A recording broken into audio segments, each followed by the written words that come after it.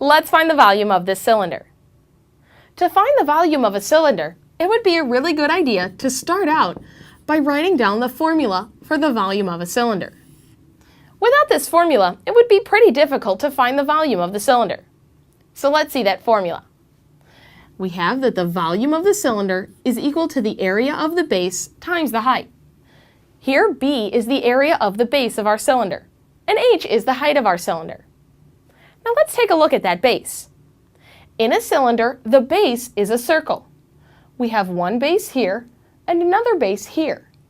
Now each of these circles has the same area, and the area of a circle is pi r squared. That means that the area of the base, or the area of the circle, is the same as pi r squared. So in our formula, instead of writing B, we could write pi r squared, the area of a circle. So now we have that the volume of our cylinder is equal to pi r squared times h. R is the radius of our circle, and h is the height of our cylinder. Great! We now have a formula that we can use to help us find the volume. In step number 2, let's look at our cylinder and see if we can identify some of these variables. Let's see. V again is the volume of the cylinder. Well, that's what we're trying to find, so we don't know what that is yet. Here's R, the radius of the circle. Remember, the circle is the base of the cylinder, and the radius is this length right here, which is 6 inches. So in this problem, R, the radius, is equal to 6 inches. Now H. H is the height of the cylinder. The height is the distance between the two bases. So it would be the measurement from this base to the other base. The measurement of that distance is right here, 9 inches. So the height of our cylinder is 9 inches. Now what about this? This is pi, an irrational number. And in order to find the volume of this cylinder, we can take pi and approximate it as the decimal 3.14. Perfect. Now that we've identified these variables, let's take them and plug them in to our formula.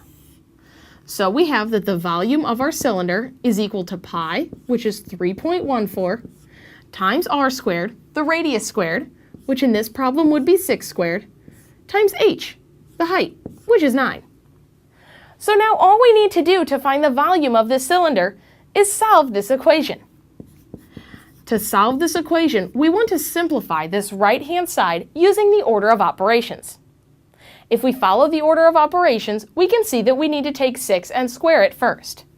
So we have that the volume is equal to 3.14 times 6 squared is 36 times 9. So now to find the volume, we need to take these three numbers and multiply them together. Now it doesn't matter what order we multiply in. So let's first take these two integers and multiply them together. Here we have the volume is equal to 3.14. 36 times 9 is 324. So now to find the volume, we only need to multiply these two numbers together. When we do, we get 1017.36.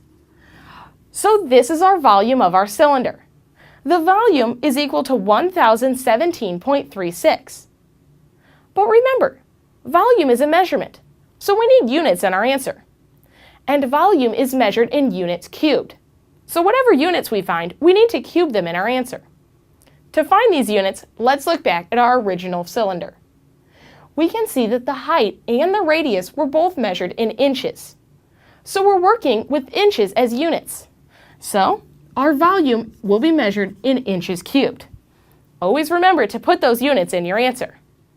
And now we have the volume of the cylinder.